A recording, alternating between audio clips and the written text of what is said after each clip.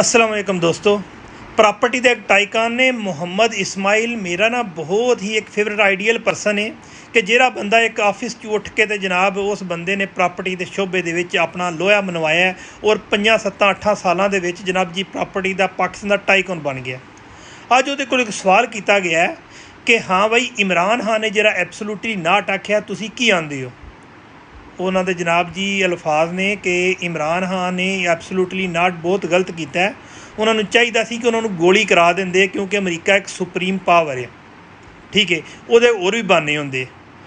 मैं जनाब जी मेरे एक कम अकली है जो भी ये सोच है, मैनू इन्ना पता है कि मुल्क का जो सब तो वड्डा सुप्रीम लीडर होंदा है ना वज़ीर आज़म, यही वैल्यू होंदी है जी एक खानदान दे विच एक कड़े सरबराह दी होंदी है। जिस तरह एक खानदान में एक वालद हो गया तो या हामंद हो गया या फिर उन्होंने वालद का जो बाप है दादा हो गया, यानी कि सुप्रीम जो खानदान सब तो वड्डा सरबराह उहदी वैल्यू तो सुप्रीम पाकिस्तान का जो एक वज़ीर आज़म होंदा उहदा एक ही तनासब होंदा है। उहदे विच जिहड़ा फैसला फैमिली दे विच वो करदा वो हतमी फैसला होंदा है। उहदा इस तरह ही मिसाल है कि अगर चौधरी दे घर कोई कमियां का मुड़ा रिश्ता लैके आ जाए, बंदा आ जाए कि हाँ भी मेरे मुड़े वास्ते अपनी कुड़ी का रिश्ता दे खड़ो, तुसीं सारे सोच समझ रखते हो।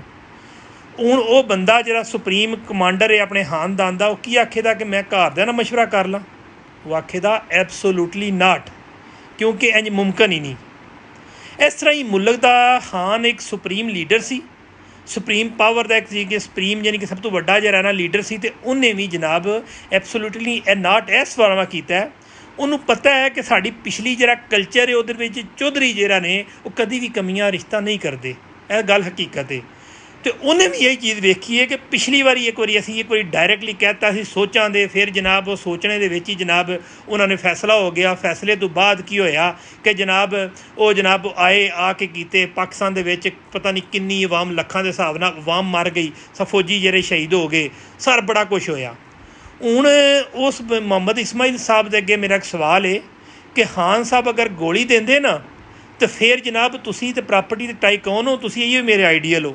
किसी दिन जनाब तुहाडी गड्डी ते भी जनाब जिनके या एक पर्ची होनी सी ते 10 करोड़ नाम नहीं तो अदरवाइज जनाब धमाका करके डा के जो तालिबान ते पा देना सी जनाब। हाँ ये जी चीज़ मौके की मुनासबत नाल ते वक्त का जो फैसला होंदा है ना वो सब तो बेहतरीन होंदा है।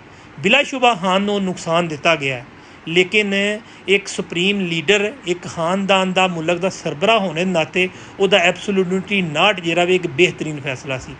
मुल्क तो इंतशार ते आ गया लेकिन धमाके जिहड़े ने उन्होंने तो बचा लिया। फी मान अल्लाह।